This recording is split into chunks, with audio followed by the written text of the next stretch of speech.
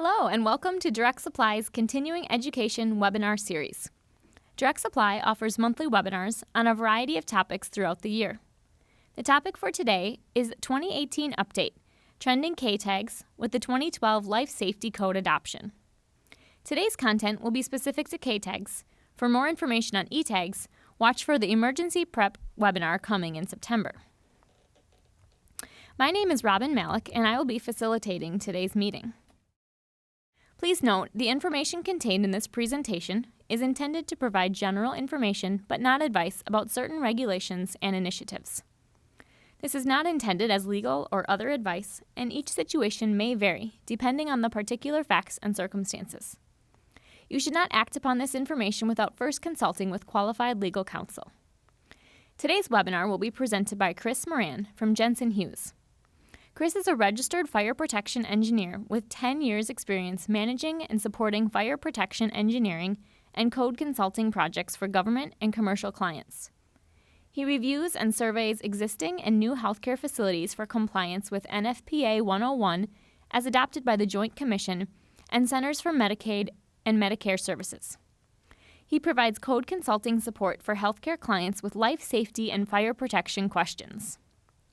His expertise also includes code compliance evaluations and system design analysis of fire suppression and extinguishing systems, fire alarm and emergency communication systems, and life safety structures in a wide variety of facilities. And now, please help me in welcoming Chris. Welcome, everyone, and glad you could join us today. Again, I'm Chris Moran, a senior code consultant with Jensen Hughes. And before we get started today, I just wanted to add on to a couple things Robin mentioned.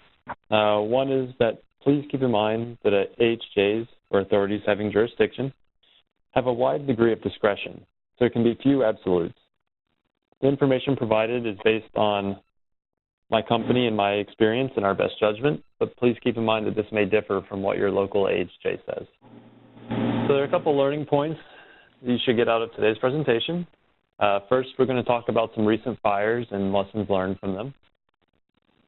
We're also going to discuss the hot topics with regards to life safety surveys. Many of these have their roots in K-tags, but others are trending topics that we wanted to let you know about. And finally, understand the issues with the top 10 K-tags. We'll go through not just the top 10 K-tags, we'll also look at the top 10 K-tags associated with NFPA 99, as this is a more recent addition with the code adoption. So we'll start off with the recent fires. The first one we'll talk about was in Nashua, New Hampshire, on July 2nd last year. And in this case, there was a fire in a second-floor resident room. Luckily, the sprinklers and fire alarm system contained the fire to the room of origin and helped get everyone out in time. While the cause of the fire was not known, there were 2 residents from the room of origin that were rescued by staff.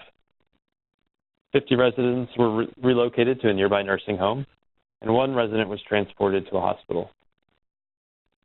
This is one of those fires that helps show the importance of these life safety systems, such as your sprinkler and fire alarm system. Next fire we'll talk about occurred in Alexandria, August 31st, 2017. And in this case, there was a fire in the attic. And luckily, the fire was contained to the attic, and it was caused by a shortened wiring connecting the ventilation system above the facility showers. 51 residents in this case were evacuated with no injuries reported. This has been one of the more major fire events in recent history. It occurred last year, November 17th, in Westchester, Pennsylvania. In this case, the fire was determined to have started outside on a patio. However, it's not clear how the fire started out there. The thought is that it was probably a cigarette or something similar in a trash container.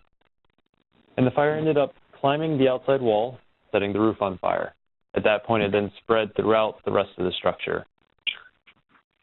From all indications, it appears that the sprinkler system was turned off at the time and that the fire alarms may not have been working properly. This fire resulted in the deaths of 4 residents and 27 injuries and 137 residents being displaced.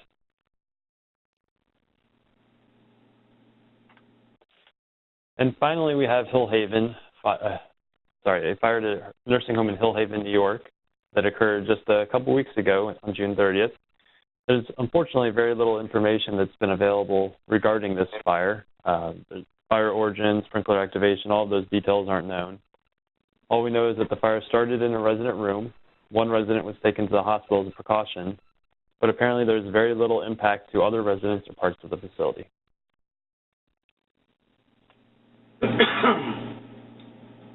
So what are some of the things we get out of this? What are the important lessons? Number one is the importance of resolving deficiencies quickly, especially those associated with your life safety systems. You want to make sure you maintain all of those systems in working order. And those deficiencies the importance of those don't just apply to your life safety systems, but your electrical systems and others as well, as noted by the fire that started from a short in the wiring system for the ventilation system. And finally, this brings in emergency preparedness planning. Last year, the emergency preparedness rule came into effect, and fires should be something that every facility is looking at in their emergency preparedness plan. Not only do you have issues with the disruption of service, but you have relocation of residents. How are you going to get them to a facility? Where do you take them in the case of an emergency? In many cases with the fires we discussed, residents were relocated to nearby nursing homes, and they were taken there either buses or ambulances or similar things. So these should be things that you consider with your emergency plan and are prepared for. Now we'll touch quickly on the recent history.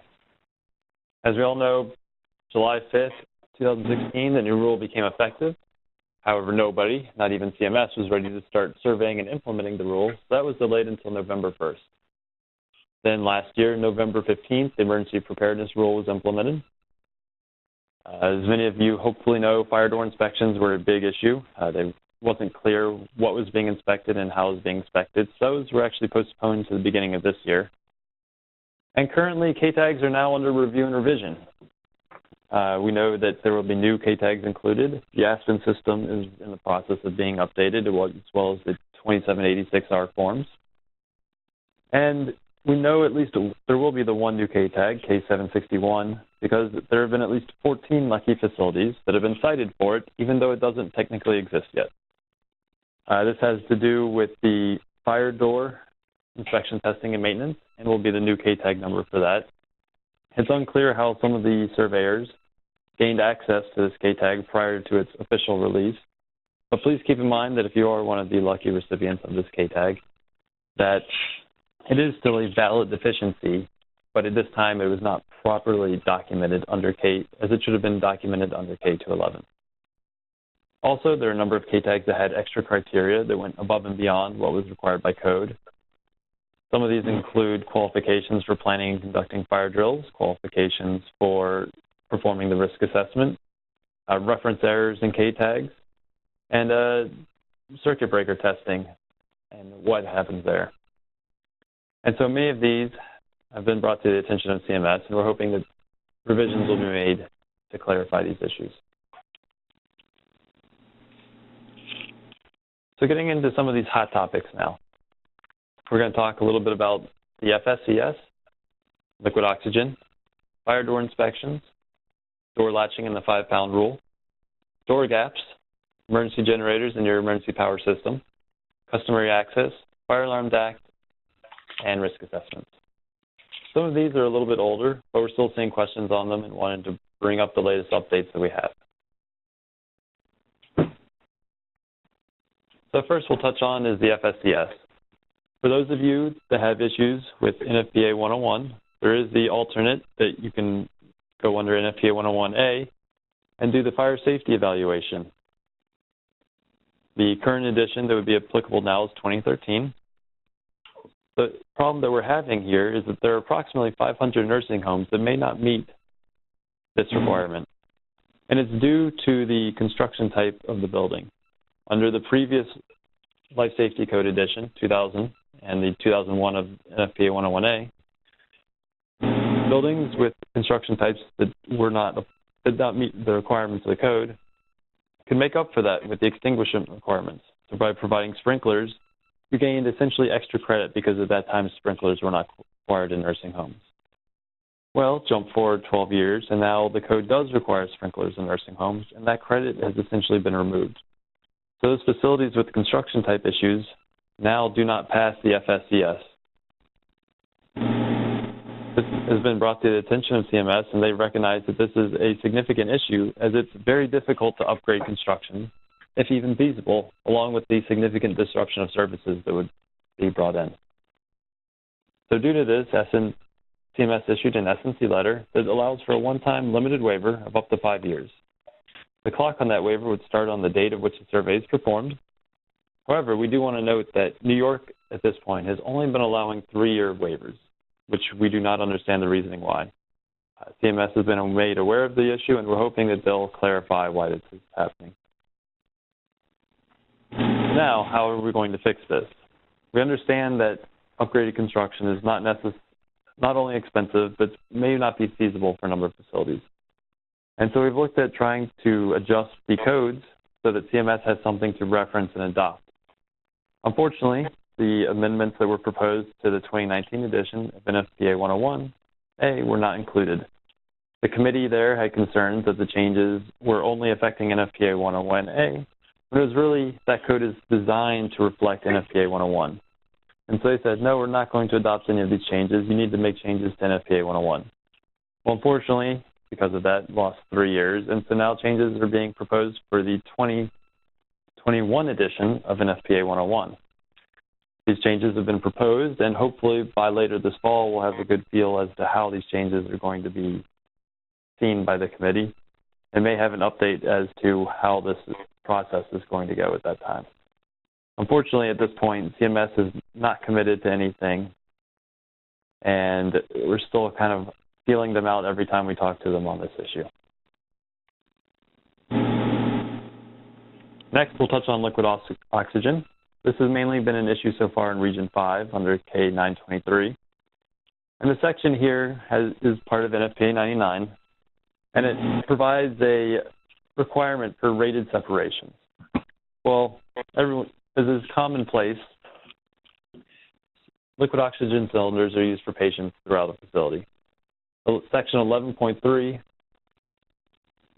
of NFPA 99 notes that individual small-sized cylinders that are available for immediate use in patient care areas are not to be considered to be in storage.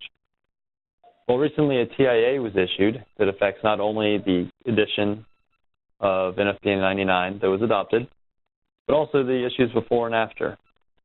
And what this does is this TIA added a section that limits one liquid oxygen portable container per patient is allowed to be stored or used in a patient bed location or patient care vicinity without having to meet the fire separation requirements of 11741. And this has been a very contentious issue. CMS was very upset that NFPA did not come and talk to them, as they are the largest user and enforcer of this requirement, and it's not even clear where this value came from. There's nothing to substantiate this value in fires or loss history. And CMS is going to discuss internally and provide direction to regions. The one thing to keep in mind here is that this TIA has not been adopted by CMS. When CMS adopted NFPA 99, they adopted specific TIAs that were available at that time. Therefore, if you have a surveyor from CMS that comes in and starts discussing or talking about this requirement, technically they cannot review to this requirement. With that said, however, states may choose to adopt this TIA at any time they may choose. Because it affects multiple years, it would likely be available to that state if they decided to adopt it.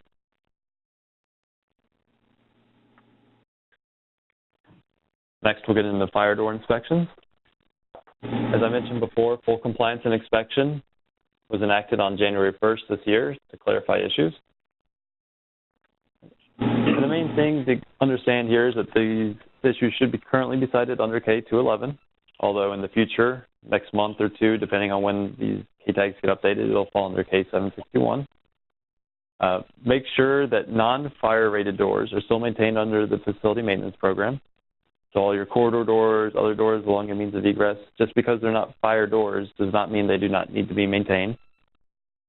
And keep in mind that smoke doors are not provided in your facilities. There is no testing to NFPA 105.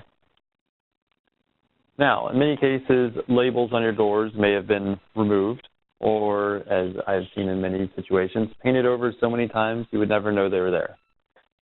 If a label on an existing door is no longer legible or it's been removed, it is acceptable to verify the rating of that fire door through other means, such as an inspection or certificate service that provides acceptable documentation.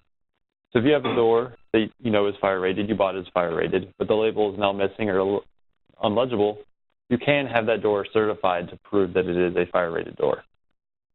Now, when the surveyors come out, how do they know what doors to inspect? Many facilities have fire doors that are located in walls that are not required to be fire rated. What we recommend is that if the facility have a very up-to-date life safety plan that indicates all the locations of fire-rated walls and therefore the locations where fire-rated doors are required. This gives the surveyor something to go off of to know what doors are required to be maintained under NFPA 80. Otherwise, without this sort of information, the burden of the surveyor is going to assume that any door with a label is required to be rated. So really the burden of proof here is on the facility to show the surveyor where it's needed. Next, we'll jump into door latching, or 5-pound rule as it's known. There's been some recent inconsistency regarding the enforcement of this. And the issue here is that not all corridor doors have to be latching per code. Doors to auxiliary spaces, such as toilet rooms, shower rooms, etc., are exempt. And there are exceptions that are also noted for doors equipped with devices such as door closers that can keep doors shut when a force of 5 pounds or less is applied, hence the 5-pound rule here.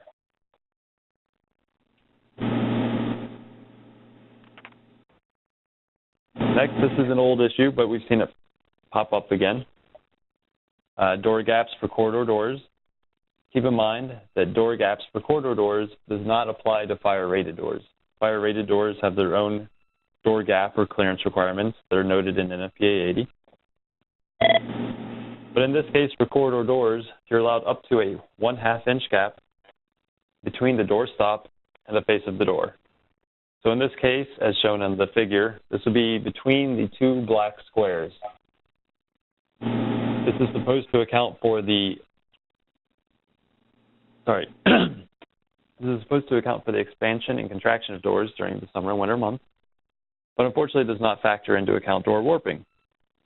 So even if you have a distance of 1/2 inch or less between the edge of the door and the door frame, as shown on the left, that's not where this measurement is going to be taken from, even though it seems it would provide a similar level of protection. Surveyors will only be looking at the door stop and the face of the door. So if you do start to have doors that warp, this could be an issue for you. Keep in mind that regardless of the gap you have, the door still has to be able to latch. Just to note for fire doors, I mentioned that these are done separately. Fire doors, the clearance would be an 1/8 inch on the side, or as shown where the gap is here. And it also allows up to a 3/4 inch clearance at the floor.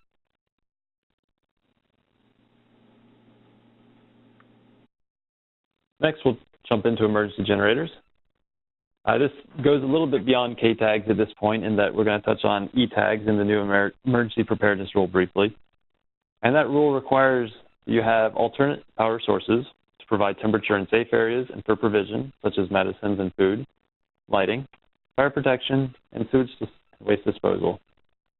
Now, new facilities or facilities that undergo a major renovation are going to be required to have stationary generators installed.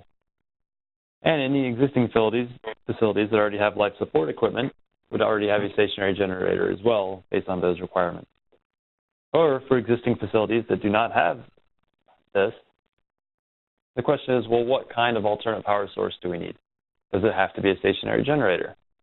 And based on the language, the answer is no. It could be a portable generator. It could be a UPS system.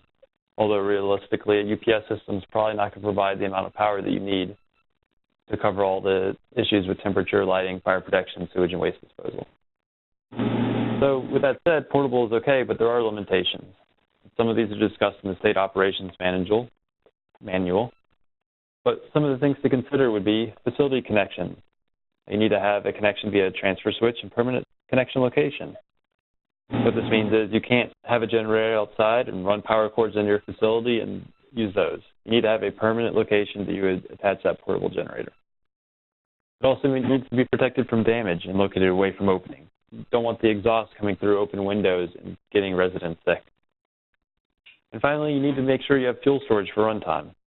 Because it's a portable generator, you do not have fuel storage with it, and so you'd have to somehow make sure you have adequate fuel storage on site to run that generator for the amount of time determined to be needed based on your emergency preparedness plan. Also, if you do go with a portable, it does need to be maintained in accordance with manufacturer, state, and local requirements. And these maintenance logs and inspection certificates, similar to a stationary generator, would need to be maintained on site for CMS to review.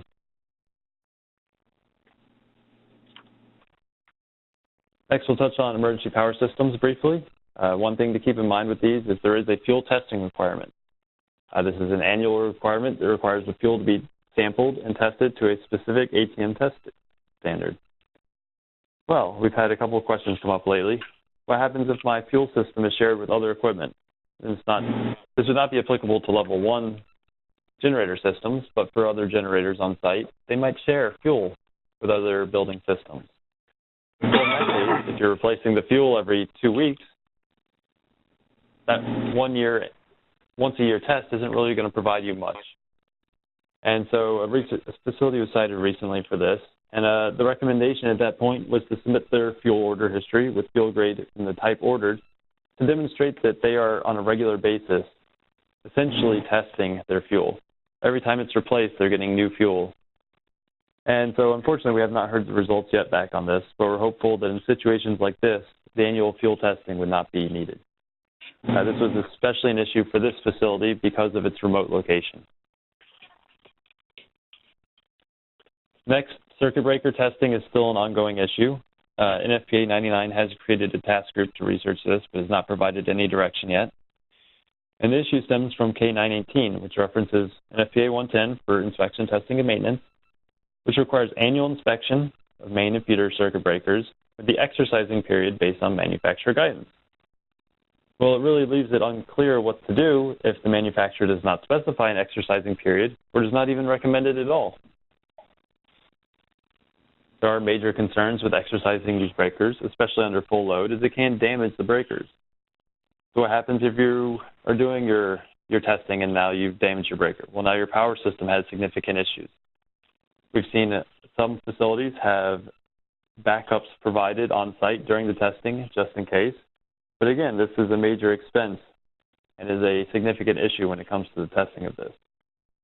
And at this point, we're not even seeing all the regions or states do this the same way. Some regions are saying, we want you to exercise those breakers because that's what we think the code says.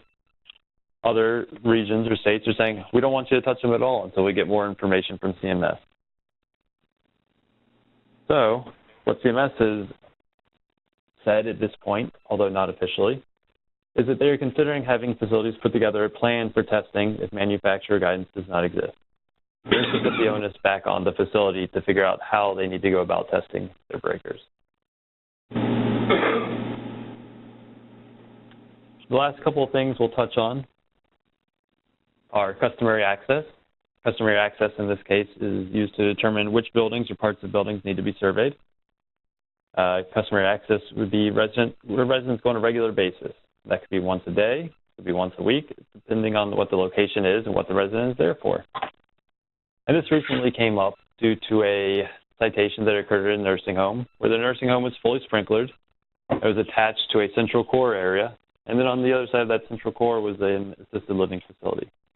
Well, that central core, while the areas the residents go are fully sprinklered, the entire central core was not. And because that central core is not fully sprinklered, they were given a citation. So just something to keep in mind in regards to the customary access rules. Next, fire alarm DACT, or digital reporting out. So NFPA 72 requires you to have two means of reporting out from your fire alarm panel. One of those has to be a POTS line, or plain old telephone service. Many facilities are trying to move away from these old telephone lines. Unfortunately, NFPA 72 at this time would still require you to maintain one of those lines for the fire alarm system. The other of those two lines could be cellular, it could be VoIP, or it could be a number of different options, but one of those does have to remain a plain old telephone service line at this time.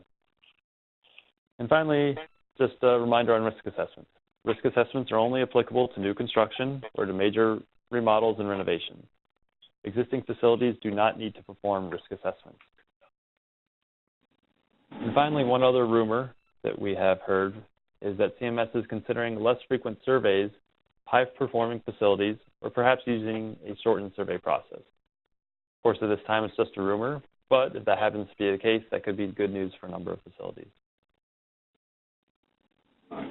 Next, we're going to jump into K-tags. As I mentioned before, we're going to go through the top 10 K-tags, and then we'll also discuss the top 10 NFPA 99 K-tags. So what you see here, in order of most cited to least cited, and the three that are highlighted red are those that would also apply to NFPA 99. The topmost, the sprinkler system testing and maintenance, always number 1 or number 2, have occurred about 45% of the time on surveys, while the least cited, in this case for the top 10, enclosure of hazardous areas, was only cited approximately 10% of the time. The main thing that you're going to hear from me over and over as we go through these is to make sure you maintain your records and you have them available and know where they are. So number 1, sprinkler system maintenance and testing, always up there. Requirements are found in NFPA 25, which provides the requirements for any water-based suppression system. The main thing here is I just noted up-to-date records. We recommend having multiple staff members with knowledge of where those records are kept. That way, if you have a survey that occurs on a day when your single failure point staff member is gone, well, now someone else knows where those are, and you don't get a citation because you can't provide them to the surveyor. One other issue that we see pop up here is changes in occupancy or use. Let's say you change your resident room to a storage room. Well, you've now changed the fuel loading and the hazard for that room, and the requirements for NFPA 13 are different. So at that point, you need to make sure that you're addressing not just the change in use, but also anything associated with it, such as sprinkler protection within the space. This table gives you a summary of the changes, or a couple of the changes, really. There are others, between the 1999 and 2011 edition that is now applicable. While most of the frequencies have gone down in terms of the testing, it should be noted that there are additional testing requirements that have come in. One of those is dry sprinklers testing every 10 years, another is obstruction investigations. And this, what I mean by obstruction investigation, is that your contractor will come in and they will open up the system in 3 or 4 different points and inspect the piping to ensure that there's no issues within the piping itself. Also, one of the things that I want to remind everyone is that antifreeze systems are becoming a bigger issue still. Anyone who has an existing antifreeze system is grandfathered in until 2022, but at that point, they would only be allowed to use a listed antifreeze solution. Unfortunately, it's been several years, and there's still no listed antifreeze solutions available. Because of this, we recommend that any new system that's installed in cold weather be dry, and if you have the option or capability to convert any antifreeze systems over to dry so that this will not affect you. If you do have antifreeze still, keep in mind that there are enhanced testing requirements, including testing the solution at the beginning of each year. The reason this has become such a big issue is that there are instances where the antifreeze solution separated from the water within the sprinkler piping, and because it was heavier, settled to the bottom. Well, that's where the sprinklers are also located, and so when a fire occurred, the sprinkler discharged, and it discharged antifreeze onto the fire, which is flammable. That spread the fire and increased the fire size before water actually started coming out of the sprinkler. That's the basis for all these rules, and so that's why at the beginning of cold weather every year, you have to test it to make sure it's a well-mixed solution. If it's not well-mixed, you have to drain it down and refill it, and then test it again. So a couple of things to keep in mind if you do have antifreeze solutions at your facility. Antifreeze in the fire sprinklers. Next, we're going to touch on fire drills briefly. Reminder, these need to be held quarterly on each shift at unexpected times. They need to be documented and records maintained. One of the big issues is that documentation and maintaining your records. One thing to note with this K-tag is it does say that responsibility for planning and conducting drills is given to competent persons qualified to exercise leadership. Well, this is not located in the code, but is part of the K-tag, and is one of the things that we're hoping will be updated in these new updates that will be coming through. Next, essential electrical systems is number 3, K918. This has to do with your emergency generator or alternate power sources. That generator or alternate power needs to be available within 10 seconds. That 10-second criteria is confirmed annually, not monthly. Written records, again, need to be maintained of all maintenance and testing. And generators need to be tested monthly with extended testing every 36 months. And in addition to the testing, they do need to be inspected weekly as well. And the panels and circuits should be well marked to identify the emergency power system or emergency essential electrical system that it's serving. Next one, similar to sprinkler, we have fire alarm. Same thing here. You need to maintain your records, perform the inspections and testing. There's a sample of the inspection and testing requirements that are required. Visual inspections in many cases could be performed by staff, while the testing we would recommend be done by a contractor, unless you do have staff that is very familiar with the system. And again, it's maintaining those records and making sure multiple people know where to find those records.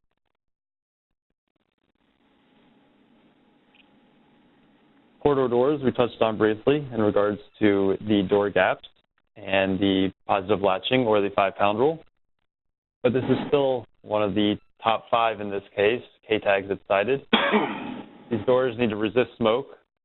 There should be no impediment to closing. You have the door clearances you need to be aware of.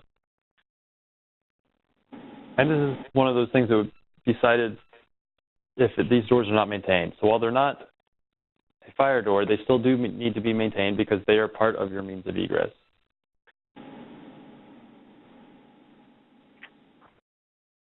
Number 6 is K211, or general means of egress.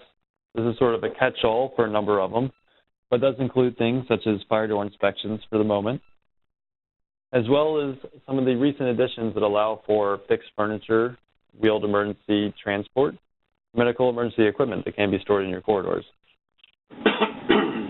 Keep in mind that there needs to be a plan and training program in place to relocate wheeled equipment during fire and emergencies. And that's one of the big things that we're seeing being cited here.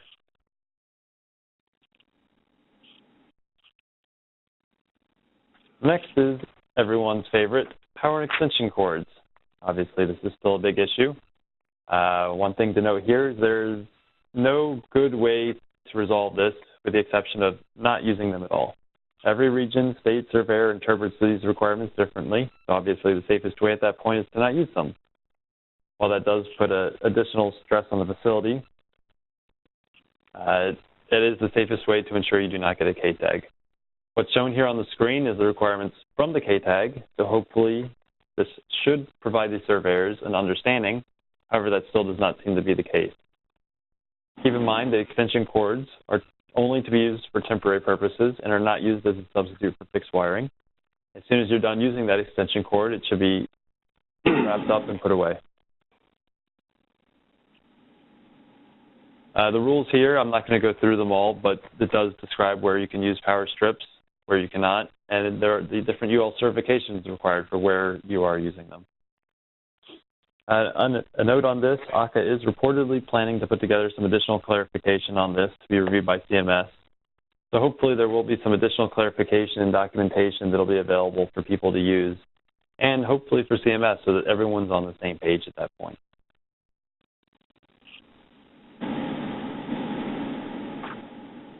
Next, number 8, smoke barriers. These are pretty straightforward. They should be dividing your healthcare occupancy into 2 compartments per floor. Windows in them need to be protected by fire-rated glazing or glass partitions. The smoke barrier itself should provide a half-hour fire separation for existing facilities. There will be 1 hour for new. And smoke dampers are not required in these where the HVAC system is fully ducted. And when I say fully ducted, that's hard duct without flex throughout the system. We've seen AHJs kind of go back and forth on this as to fully ducted, but technically fully ducted is hard duct throughout. Number 9 is gas cylinder and storage. These requirements vary depending on the amount of gas cylinder and storage you have, but for 3,000 feet or more, cubic feet that is or more, storage areas need to be designed and constructed for 99 with requirements for pipe systems. Where you have between 300 and 3,000 cubic feet, it could be outdoors, or where it's indoors, it's in a protected enclosure. Oxidizing gases cannot be stored with flammable gases and those oxidizing gases need to be maintained at least 5 feet from combustibles or within a half-hour cabinet. And combustibles in this case could be trash cans. It could be anything paper or otherwise combustible. Those cylinders need to be maintained at least 5 feet away. And finally, where you have 300 cubic feet or less, there's really very little that's required here, minus some signage. Keep in mind that wherever you are storing these cylinders, they should be arranged to be used within the order received. So first in, last out. You don't want the bees recycling the same couple cylinders up front while the ones in back are just sitting there.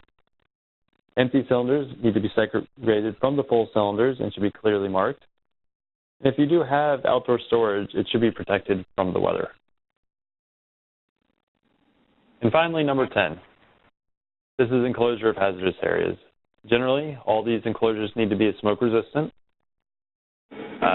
Self-closing or automatic closing doors to make sure that if there is anything, those doors will shut. And hazardous areas could include things such as the boiler room, combustible storage room, trash collections, oiled linens, all those typical areas. That takes us out of our top 10 K tags, and now we're just going to discuss some of the top 10 NFPA 99 associated K tags. These range from 21% cited to just 1.4% at the end. And so with some of these that have a very low occurrence rate, there may still be some lack of understanding by the surveyors as well. And this is some of the reasons we're not seeing them at such high frequencies. So, as noted, we already discussed the top 3 in red under the previous set, top 10.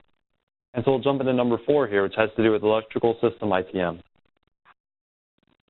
Hospital-grade receptacles were provided, need to be tested at initial installation, replacement, and servicing.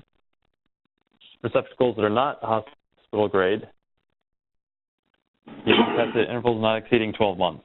And to clarify, this testing requirement is for receptacles at patient bed location. If you do have line isolation monitors, those need to be tested at intervals of less than a month, unless it has an automatic self-testing feature where then a manual test is performed annually. Make sure you're maintaining records of any required tests and associated repairs and modifications, including the date, room, area served, and results. And one of the things I want to touch on here is an instance that occurred at a nursing home where the retention capability of the plug had degraded. And so when you plug something into the outlet, that plug would start to fall back out of the receptacle. It wasn't holding in there tight. And this was an issue where a resident's bed was plugged into the wall, and that cord or plug fell out a little bit, exposing the prong. Well, the metal pull cord associated for that resident ended up falling across those 2 prongs, caused a short, which ended up catching the bed on fire and killing the patient. So while some of these things do seem minor in nature, they can lead to essentially freak accidents. And so it's something to keep in mind as you're doing these testing and maintenance aspects of the systems. Next, K911 is just a general catch-all for the electrical system. There's not really much to talk about here. Number 6 has to do with gas cylinders and is the quals and testing, or qualification and testing. So keep in mind that personnel concerned with the application, maintenance, and handling of medical gases and cylinders are trained on the risks. And facilities are required to provide this continuing education, including safety guidelines and usage requirements. Equipment should only be serviced by personnel trained in the maintenance and operation of that equipment. There's no requirements to say who has to provide the training. Many cases, well, not many cases, but some surveyors do not approve of a maintenance director providing that to his subordinates. But from what we've seen, the gas company, if they're capable, could provide that training for your gas supplier, that is. And one other safety thing I want to touch on here, there's a recent incident at a facility, not healthcare related, but where they were using high pressure nitrogen cylinders and they needed to move that cylinder a couple feet. Well, since they were moving it such a short distance, they decided not to replace the protective cap on top. And of course that cylinder ended up falling over, cracked the manifold, and that cylinder shot off through a concrete block wall. Luckily no one was hurt, but it just goes to show the amount of power and danger that can be associated with these. So please make sure you're following all those safety and handling requirements.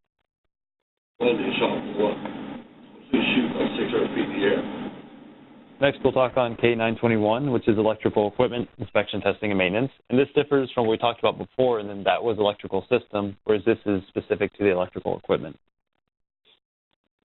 Patient care-related electrical equipment used in patient care rooms needs to be tested in accordance with NFP 99 before being put in service and after any repair or modification. Electrical equipment instructions and maintenance manuals need to be readily available, and any safety labels or condensed operating instructions on the appliance need to be legible and undamaged. You need to maintain a record of the electrical equipment test, repairs, and modifications for a period of time to demonstrate compliance in accordance with the facility's policy. This is based on your facility policy, but generally we recommend maintaining those records for at least 3 years. Also, please keep in mind that personnel responsible for the testing, maintenance, and use of electrical appliances receive continuing training. And the key there is not just people responsible for testing and maintenance, but also the use. This could include your nurses or other staff on site.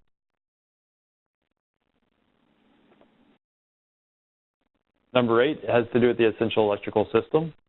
And this has primarily become an issue lately with the use of, or the requirement for, I should say, remote enunciators. The remote enunciator is something that's connected to the storage battery and is provided outside of the generating room in a location readily observed by operating personnel. The enunciator should be hardwired to indicate alarm conditions of the emergency power source. Please keep in mind that a centralized computer system, such as the building information system, is not to be substituted for this alarm. Now, CMS is aware that, or has, I guess, been made aware of a prevailing thought that this is a new requirement that they've only begun to enforce. In reality, it's an existing requirement that was just never well enforced. Generators that do not have a remote enunciator this time do not have to be replaced if they're in good condition. However, a remote panel would need to be connected with the appropriate lamps or LED indicators as described in the code. Number 9 has to do with the receptacles for the electrical system. Keep in mind that the K-tag has a typo, and so that section shown in red should be 632242, not 63242 as currently indicated in the K-tag. But this just requires that power receptacles have at least one separate, highly dependable grounding pole capable of maintaining low contact resistance with its mating plug. And if it's used in a patient care room, ground fault circuit interrupters, or GFCIs, are required to be listed. And number 10 is the fundamentals. This has to do with the risk assessment, so this doesn't apply to existing facilities, only new or those that have been renovated or remodeled. And this is where you do your risk assessment, look at your different building systems, and qualify them in the categories from high hazard essentially to a low hazard. There are many different formats and tools available.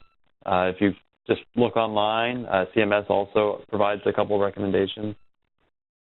So this is just something to keep in mind if you are new or about to go through a major remodel.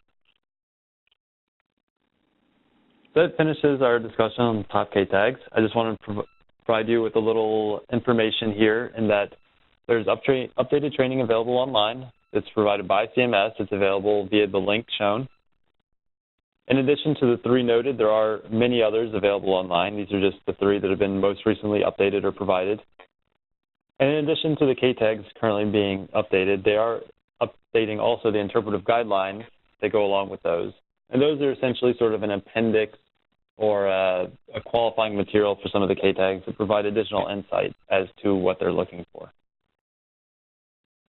Now, with that said, we've reached the question portions of this, and I'll turn it over to Robin to see what we have. All right. Thank you so much, Chris. We have a few questions that have come in so far. So the first one that came in is, can the home do fuel testing, or does that need to be done by an outside agency? So it doesn't say that it has to be done by an outside agency, but the capability of doing that fuel testing may be beyond what facilities can do. There are specific requirements per the ASTM standard that have to be met. So normally we would recommend that it gets sent out. Okay, thanks. What does extending generator testing every 36 months mean? Thanks. So this is something that I could potentially go into more detail when we do a follow-up with the question. But every 3 years, you're required to do extended testing on that generator and that essential electrical power system. It involves just essentially going above and beyond your generator runtimes that you do on a monthly basis. And involves additional equipment that you aren't testing on that monthly basis as well. All right, great. Next question is, we have timers plugged into our fish tanks provided by the fish tank contractor. Are these considered extension cords or power strips? I guess this is something that is in addition to the fish tank. So I don't know that this would necessarily be considered either, in that it's not an extension cord where you're plugging another appliance into it, and it's not a power strip because it's only supplying one appliance. So I think in this case, it would be similar to plugging any appliance directly into the wall. But I guess without knowing anything else specifically regarding it, that's the best I can say at this time. All right, next question is, what is the difference between the emergency generator and power systems? Do you have to do the fuel testing and circuit breaker testing for generators too? So emergency generator is the most common type of emergency power system. Other power systems are available, but generally to provide the functions required in a nursing home, you're going to end up with some sort of emergency generator. So the fuel testing and circuit breaker testing would be applicable to stationary generators. So those that would fall under NFPA 110 requirements. If you provide a portable generator under your emergency preparedness plan, those would not have the same requirements unless needed per the manufacturer recommendations or any other state or local requirements. We have a couple on the door gap. So one is, what's the door gap requirements for a fire-rated door and sprinkled building? And then what's the gap allowed on the smoke doors? So maybe the same thing, I'm not sure. So for fire-rated doors, those fall under NFPA 80, and it'd be an 1/8 inch gap permitted. Now, for your corridor doors, your smoke doors, those allow up to a 1/2 inch gap. That would be measured between those two black squares noted at the door stop and the face of the door. Perfect. So fire doors do have a reduced gap that's permitted over corridor or smoke doors. Can you replace the 2 plug outlets with 4 plug outlets? That would be something that I guess I'm not capable of answering. I think would depend a bit on your electrical system and what it's capable of. Regarding furniture in hallways, it is my understanding the hallways need to have 8 feet of clearance. In lobby nursing areas, does the furniture still need to be secured? So if we're talking about a large open lobby, then no, that generally wouldn't fall under that corridor rule requirement. It's more open and it's not a corridor itself. The issue here is really more designed just for corridors, walkways of length. And you don't want to be able to move those into the walkway and block the egress. And so that's why that requirement's in there, that they need to be stationary and attached or affixed to the floor or wall. When performing monthly load testing, do we need to provide clean air report for that day in PA? Monthly load testing on the generator, sorry. Right. Yeah, I'm not aware of anything per NFPA 110, but I'm not sure about any state or local requirements for Pennsylvania. Okay.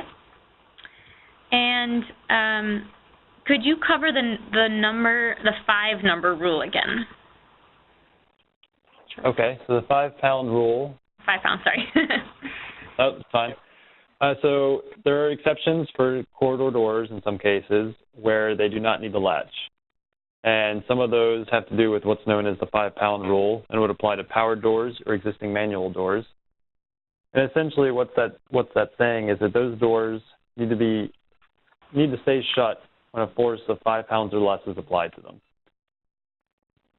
So while it's not latching, it does provide a level of safety in case there is smoke or something that's filling a space. That smoke, until it reaches a significant pressure within that room, is not going to spill out past that room.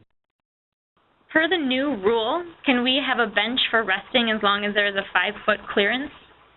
So technically, you need to have at least the 8-foot corridor. We have seen some situations on a situation-by-situation basis where a corridor may not be completely 8 feet wide, but as long as that clearance is provided, the surveyor has allowed it. But again, that has been on a case-by-case basis, and I can't speak to that for any particular jurisdiction. Can you go over again the fire damper rule and the flex duct versus hard drawn? Okay, so that would be in regards to the smoke barriers. So smoke barriers don't necessarily require fire dampers, but they can require smoke dampers depending on the duct system. So if the ducts are hard duct, they're not flex or something similar to that nature, then you don't necessarily need smoke dampers at your smoke barrier location. However, if you do have flex ducts, those are not generally considered to be fully ducted or part of a fully ducted system, such that smoke dampers would be required at your smoke barrier locations where those ducts cross that barrier. Question on the end of the line, the water line test. When open to test, can the alarm be silenced or not? So you're talking, I guess, in this case about sprinkler testing and doing the flow test for, say, maybe a dry system or something similar. The alarm could be silenced when you're doing that testing. But keep in mind that in many cases this may also be part of the fire alarm testing, and so it just depends on how that testing is being coordinated. But there is nothing that says that you have to have the alarms run when you are testing your sprinkler system water flow. Is there any more information on power surges needing to be 6 feet from a bed in a resident area? So that we get into the patient care vicinity, and it depends on the type of equipment provided in that space. So it depends on the type of space and the type of equipment provided in that space. So if it's in a patient care vicinity and there's patient care related electrical equipment there, then only specific surge protectors are permitted within that patient care vicinity. However, in long-term care resident rooms that don't have any patient care related electrical equipment, power strips for non-PCRE can be provided. So it depends a little bit on each individual situation. All right. Are there any regs on how fire drills are done? Nothing. There are general requirements that are located in the K-tag and in NFPA 101, essentially that they're done at different times, held quarterly on each shift, and you're maintaining those records. They do provide a couple additional items in there that could potentially help with your planning, but otherwise there's no hard and fast requirement besides the general ones for how you're supposed to time it and do it, or I guess the number and timing of them. Could you go over again the electrical receptacles requirement, please? So assuming that this is the one they're referring to, so if you have hospital-grade receptacles, let's see, that are located at patient bed locations, those would need to be tested after initial installation, replacement, and or servicing. Receptacles located near patient bed locations that are not hospital-grade need to be tested at intervals not exceeding 12 months.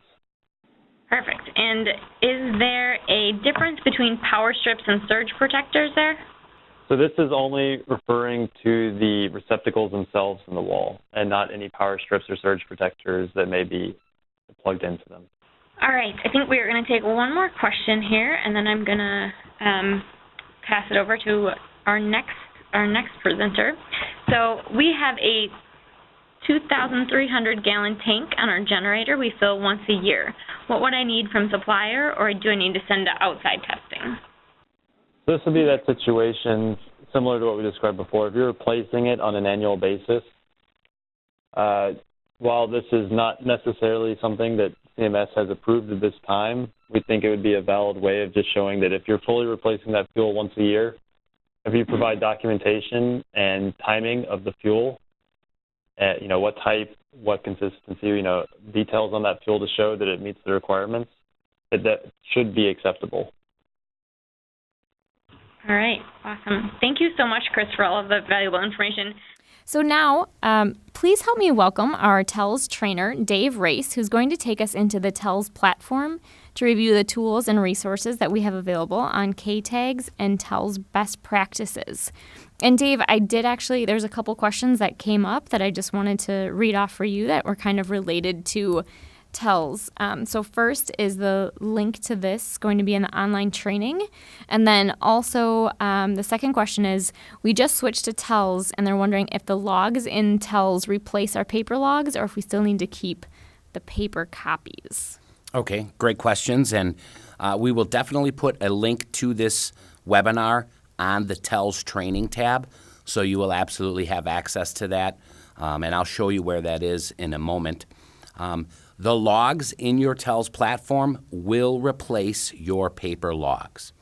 So yes, you can make changes to those logs as needed, but you can never go wrong sticking with the TELS standards, the TELS best practices, and we'll talk a little bit about that as well. Is that all the questions? Yes, thank you. All right, excellent. Well, let's go ahead and take a look at how TELS can help you to mitigate some of the tags that you can get. And what TELS is going to offer is an intense library of best practices where you will actually be able to search to not only make sure that your communities are using these tasks, but also ensure that your documentation is in order and that it is available when your inspector is in the building. One of the main reasons that you're going to get cited in most instances is that you don't have your records properly maintained. And that is really where TELS is going to shine. It is going to ensure that you have the proper documentation, and it's also going to ensure that that documentation is available when your AHJ is in the building and wants it.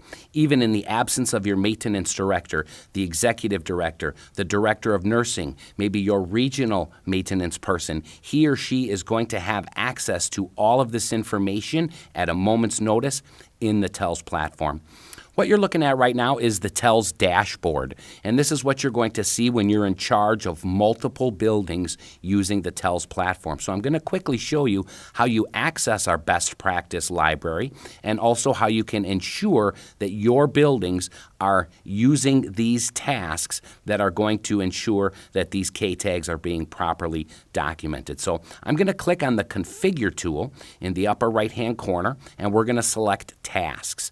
You now, with the TELS self-service tools, have access to our entire best practice library. And we've spent a ton of time working on this and making sure that these tasks are going to work throughout the United States. And you can search simply by putting in keywords. So for example, whether you're looking for fire alarms, fire sprinkler systems, emergency generators, emergency preparedness, fire drills, etc., you can search by any of those keywords. So let's take fire doors, for example. I can actually search by fire doors, and you can see I bring back the tasks related to that item, those keywords. So here's my fire door inspection for latch and gap, and here is a TELS Masters life safety video that I can assign to my buildings to ensure that they know how to do the inspections and that everything is getting documented properly. Over here on the right-hand side, you can see at my sample company here, I'm using it at all 64 of my locations. So I know that all of my buildings have this task on their TELS and that they're going to be documenting it properly as required. I can click View, and that will allow me to view the TELS best practice. Not only can we see the title of the task, the category it falls under, but we can also read right from the code. So I can click this to expand it. We can actually get that information right from the code in the task itself. We also have reference materials available. So we have here an NFPA 80 fire door guide. This is going to be invaluable in making sure that your teams are doing the proper inspections and documenting everything as they should. And then, of course, we've spent a lot of time putting instructions into our tasks. So this is just one example. This is the fire door instructions. And you can see here we have the 12 steps for inspecting those fire doors properly. So not only is this going to ensure that this information is available to your teams that are doing these inspections, you can also, of course, show this to your inspectors, that you have all of the information documented and that you are doing those inspections properly. We'll go back to the manage tasks, and not only now I already have this applied at all 64 of my sample buildings, so I'm good. But if I didn't, if I need this to be applied to some of my buildings with the TELS task self-service, you can simply click Manage Locations, and you can simply apply this to any buildings that would need that task, or you can click the Select All and apply it to all of those locations. So it's a very quick and very easy way to not only make sure your teams are using the TELS best practice tasks, but you can apply it to those buildings if they don't already have it on. One other quick thing I want to show you before we move on is that not only can you search by keyword, fire doors, fire alarms, fire sprinklers, etc., you can also search by the related K tag for that information. So if you know the K tags, or if you get a tag, you simply will need to go to the TELS best practice library and type that in. So for example, fire doors, I just happen to know is K211. So I can type in that tag, and you can see here it's bringing me to that particular task. So that is a really nice feature. You can use those keyword searches, and you can also search by the actual tag number itself. I'm going to switch over now, and we're going to take a quick look at the TELS site for any one specific building. So what we were just viewing on the dashboard, that is if you are in charge of multiple buildings. Well, if you're a maintenance director or an executive director that's joining us today, and you're responsible for only your location, you can also ensure that you have these tasks on your TELS. If you click under your tasks page on the Manage Tasks for this facility, the first thing you want to do is look at your tasks in use and ensure that you have the tasks that you need. We'll keep with the fire door example, so I can go into the search the tasks that are in use in my building, and I can simply type in the keyword. So here I put in fire doors. You can see I'm getting back quite a few results here, and I've got my fire door inspection of latch and gap task right there under the monthly section, so I know I'm okay in that area. I know that I'm going to be completing that task on a regular basis, documenting everything as it should be so that I can mitigate those particular tags. Just a few other things I want to point out, that if you don't have the task in your task in use, at the building level here, if you're the executive director or the maintenance director, click on the administration button in the upper right-hand corner, and you're going to be able to manage tasks. This will allow you access to the TELS best practice library, where then you can search out that task that you need and apply that to your TELS. Just a few other areas that I want to point out, and the most important one here is going to be the Training tab. So when you click on Training, there is a wealth of information here right in the TELS site. And this is also where we will be putting a video copy of this webinar. So you'll be able to view this on the Training tab, and you'll be able to access it as often as you like. But there are many other things on here that I just want to quickly point out. We have all of the TELS Masters life safety videos located right here under the Training tab. So you can see here we've got an entire section on our TELS Masters life safety videos. That will include your emergency power generator inspections, fire alarms and detectors. Here's one on fire doors. So these are great videos that you can watch to not only ensure that you're completing the inspections properly, but also that you're documenting everything properly as well. So you need to take a look at this and make sure that you familiarize yourself with these videos. And don't forget that each video also goes along with a video guide over here on the right-hand side. Each video will have a related guide that you can look through. It's in a PDF format, so you can print that out. You can, and you can, of course, view these as much as you want. For all of those TELS customers, this information is out there for you, and we are adding to this as we go along. Just two other things I want to point out very quickly, because these are becoming real contenders with AHJs and inspectors across the country. We have the emergency preparedness ruling. So I know we didn't get a lot into that today, and we do have an upcoming webinar about that, but we have this information in in TELS for you. For example, we have an after-action report sample. So this would be mirrored the log that you would fill out on TELS, if you will. We have the interpretive guidelines. We have an e-tag overview. So these are new e-tags that you need to make sure you're familiar with, and we've put them in a real comprehensive, easy-to-understand guide that you can look at right in the TELS platform. This is available to all TELS users. It's a great resource for your building to not only make sure that your residents are safe and comfortable, but that you're following the regulations that you need to and that you have everything properly documented. And one other thing I want to point out, we also have a brand new section here on Legionella management. This is becoming huge with inspectors across the country. So we have a sample here of a flow diagram. There is an actual Legionella water management template that you can use if you need this at your community.